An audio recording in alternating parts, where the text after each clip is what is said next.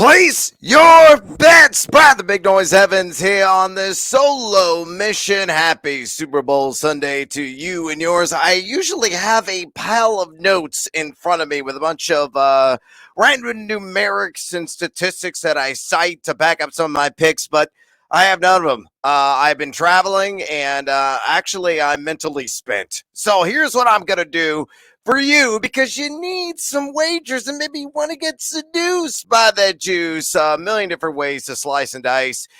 Super Bizzle 57. I don't think I can really say super and a certain word after it in the same sentence, but I'm going to go pick by pick here on this Fade 5 podcast, and I'll just give you some of my gut reactions, and I have some numbers still kicking around inside my can. I was in Phoenix all week covering the Super Bowl for Live on the Line. Hopefully you checked out some of those episodes, and of course was hanging out with some of my peeps down there on Radio Row, doing some work for Valley Sports and random interviews across the spectrum of sports media as well. But enough about me. It's all about you and trying to make some bank here on this Super Bizzle Sunday, the clash of the Cacti between the Eagles and the Chiefs. And right now, the current line available at BetMGM, Philadelphia is laying 1.5, and the over-under is sitting at 50.5. For those of you who have been catching some of the prior episodes of this podcast, I have said repeatedly, I am on the Kansas City Chiefs. Took them immediately at plus 110 on the straight-up money line. I also like the under as well on the 50.5. I know that Philadelphia has been outstanding in pass coverage. Below 6 pass yards per attempt they have allowed in the postseason, and well south of 7 over the entirety of the regular and postseason combined, but still got up over 5 yards per carry on the ground.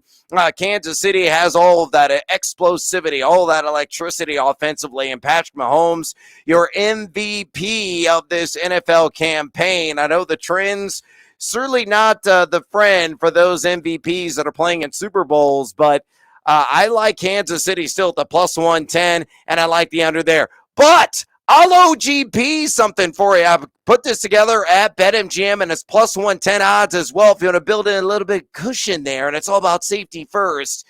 In the OGP market, I took a Kansas City on an old spread up to plus 3.5, and then I took the total down to 42.5 and took the over. So over 42.5, KC plus 3.5. So Captain Hook, yar, hopefully be good to me if they lose by just a field goal. What I feel will be a nip and tuck game. That's plus 110. And yeah, work those shoulders and get seduced by that juice on that OGP at BetMGM. All right, let's roll into numero cinco here on the Fade 5 today. And one prop that I really like, and I wrote about this as well at BallySports.com, is longest field goal made, 45.5 yards. This one available at BetMGM at minus 115. Kickers are people, and frankly, yes, they are. And they're mammalian in nature because they have all that warm red blood pumping through the veins. And just for one day, just one, I say Harrison Butker and Jake Elliott are not of alien form. They're not flying saucers over Montana or Alaska right now, but I think one of these guys can get a 46-yard field goal or longer through the uprights. You look at what Elliott has done this season beyond 40 yards. He's 14 of 17. As for Butker and those sculpted thighs he possesses, he's been nearly automatic from 40-plus yards, 30 of 34 from the same distance. You worry about the propensity for the two-point conversion with really either of these squads that tend to get creative on special teams and inside the red zone and some of those knocking at the door situations. But all I need is one bogged-down drive, or maybe a quick strike at the end of the half, or possibly at the end of the game. Get these guys set up so they're kicking a 46-yard field goal or longer. It's through the uprights, and it's good. Hopefully this one will be a winner and cash, hopefully early as well. So again, over longest field goal made, 45.5 yards, either Butker or Elliott. It doesn't matter. Minus 115 available at BetMGM. Numero quattro here on the Fade 5. I'm going to live in the land down under on it. Hurts so good. Come on, Jalen, make it hurt so good. Well, not in this particular category, and that is rushing yards. And I'm taking that under on 40 or 50.5, excuse me. And the only thing I can really conclude is tequila. That is what the odds makers were imbibing when setting this line, because this number is way too aggressive. He has done under 40 yards in 3 straight games, not running as early and as often as we've seen really over the entire of the NFL season. Steve Spagnuolo, of course, is going to have a game plan that's going to really try to corral that duality of Jalen Hurts, and that dual weaponry is what he is known for. And when you look at Kansas City, sure, they ranked inside the top 5. In fact, number 4 in most rush yards per game allowed at the quarterback position in the regular season, but only Russell Wilson. He got to 57, got over 51 yards against him, but he could say, but Evans, Jarrett Stidham ran for 50. Hurts is going for like 75. I understand that, but they're going to be keying on him, whether on opportunistic or designed runs. And given the history there, again, KC has had against dual threat quarterbacks, I'm siding with the under. I think he's barely going to get to 40 if he even does. So, again, under Jalen Hurts, 50.5 rush yards, available at BetMGM at minus 115. Sticking with the rushing yards theme at the quarterback position, I'm going to do the opposite on Patrick Mahomes and take the over on just 17.5 yards. Best odds in the industry in line right now at Bet Rivers at minus 113. And frankly, I would play this up to 19.5. And many of the books have it exactly at 19.5, but I think he's getting to 20 rush yards in this game. You look at the regular season, Mahomes averaged 3.6 rush attempts per contest and just over 21 rush yards per game. So simply hit your average, bro, and we're cashing a winning ticket. Not only that, but 10 guys, bolted to 19 or more rush yards against the Eagles this season. And prior to the playoffs, they yielded 26.4 rush yards per game to passers. So knowing the trend is the friend, hopefully, for Patrick Mahomes, and that ankle, I know you're concerned about that. I think it's going to be healed up. I think it's going to be at or near 100%. And he could prove that he is indeed at or near 100% early with a scramble or two. So this could be a ticket right out of the gate that you could be cashing in on. But I love Patrick Mahomes over 17.5 rush yards, just minus 113 at Bet Rivers.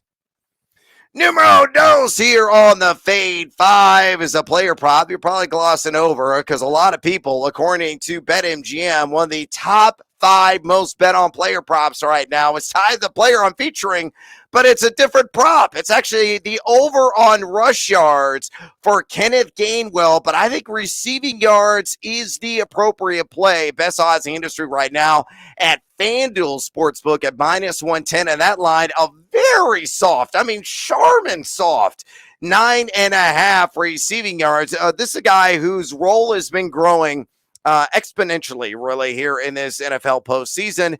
Last week and the week before, getting over 40% of the overall snap share. And in the pass game, a guy that's consistently getting 15, 16, 17 yards through the air. The reason why I love this prop more than anything else is the matchup.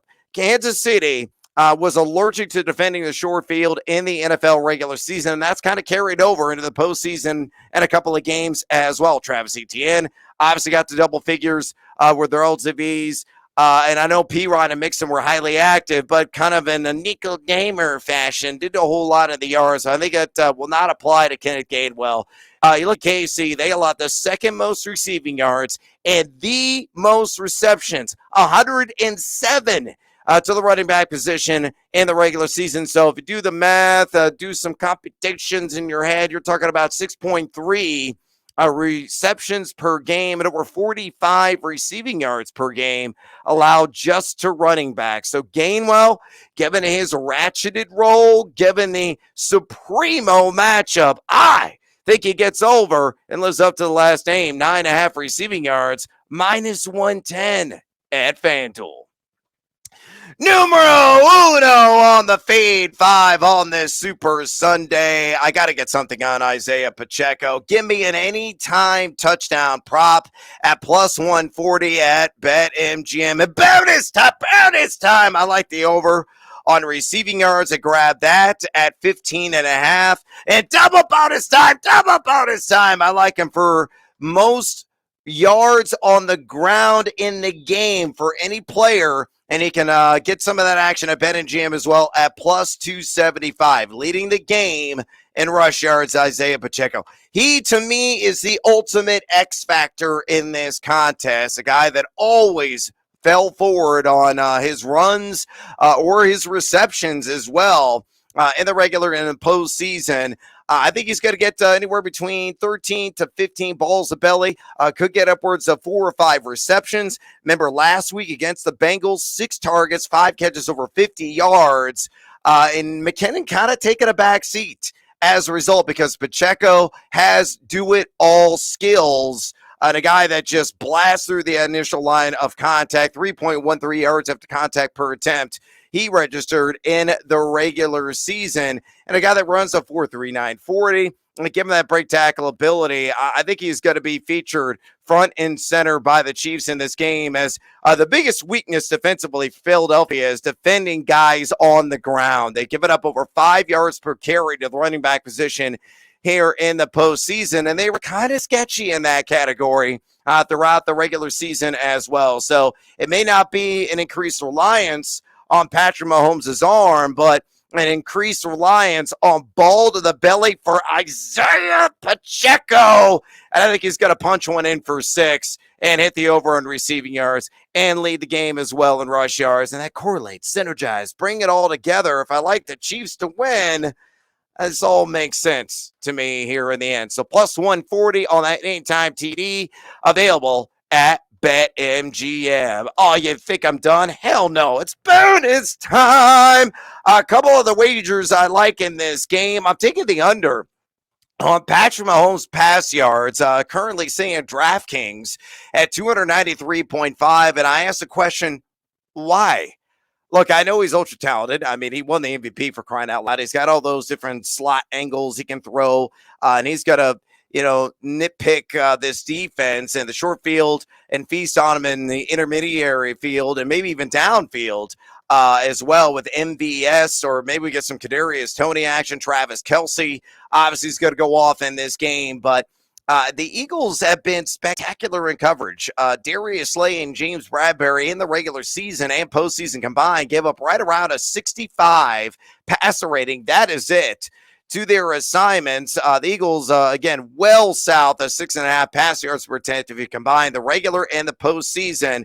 That's a pretty sizable sample size to feast on. So I don't think Mahomes got to flirt with 300 yards in this game. Maybe 270, 275. That feels about right. But I think this prop in particular has surged to a value on the under. So that is where I am stacking my greenbacks under 239 or 35. Not 39. That would be an incredible value. 93. There you go, Evans. 293.5 pass yards. Patrick Mahomes, take the under of that. Minus 115 at DraftKings. And those of you that follow the old spreadsheet as well, I have some additional action there. And you can follow that at Noisy Huevos on Twitter. But I put together a same game parlay, and you get some sort of profit boost available at DraftKings as a result. So the end of this is plus 490 if this hits. But I have Kansas City on the money line. I have Travis Kelce on an anytime touchdown. Kenneth Gainwell for 7+ receiving yards. And I have Mahomes there for 10+ rush yards. So those 4 or 5, however many I listed off, events occur. It's nearly plus 500 available at DraftKings Sportsbook. We got some college basketball action as well. If you want to get on that, I would lay the chalk with Purdue. I grabbed it when the line opened at -4.5 against Northwestern. I know the Wildcats are playing exceptional defense, but I don't think they have anybody remotely close. They're going to have to double, triple, quadruple team Zach Edey. And if those three-point shots are falling or guys are cutting the rim on the back, cutting action for Purdue, they're going to absolutely blast the box score in this game against Northwestern. So I think Purdue, once again, going to go on the road. I know what you're thinking. Oh, it's a ranked opponent versus an unranked opponent. Always take the unranked opponent. It's hitting like 60-some-odd% of the time this season ATS, and that is true. And we saw myriad examples of that on Saturday cashing in. But I think Purdue is special, and Edey is an absolute freak and a guy that can beat you off the bounce. He could kick it outside, and Lawyer, Newman, Gillis, one of those guys can hit a triple. He just is impossible really to contain. I think Northwestern has the horses to do that. So give me the Boilers. Boiler up! I will lay the chalk on that one. And I kind of like Michigan State today, +3.5 on the road at Ohio State. I believe Ohio State has failed to cover in something like 9 of their last 10 games. And I know Sparty hasn't thrown the most glorious party here, and the kegs are running dry, but they have played a top 5 overall strength of schedule. They're still excellent defensively, as usually a calling card in most Tom Izzo coach teams, and they're shooting well from outside. The biggest key in this game is getting out and defending the arc against Ohio State, because guys like Sensabaugh, for example, can really light it up from there. And Ohio State right now, number 2 in the Big Ten and 3-point percentage offense. So extend on D, win the battle on the boards, and also hit triples of your own. And I think Michigan State could pull the upset, but I like them even more, +3.5 on the road in Columbus. All right, I'm out of time. Enjoy your Super Sunday. We got all kinds of food here at Casa de Evans, a little 7-layer dip, one of my favorites. We got some smoked wings that a buddy of mine's bringing over. Libations galore as well. The calorie count is going to be high. And damn it, government, make Monday after the Super Bowl a freaking holiday for once. Please, for the love of God, America demands it. Enjoy the game. We'll see you on Tuesday. Love to be back with me. And as always, until next time, feed or follow. That is up to you.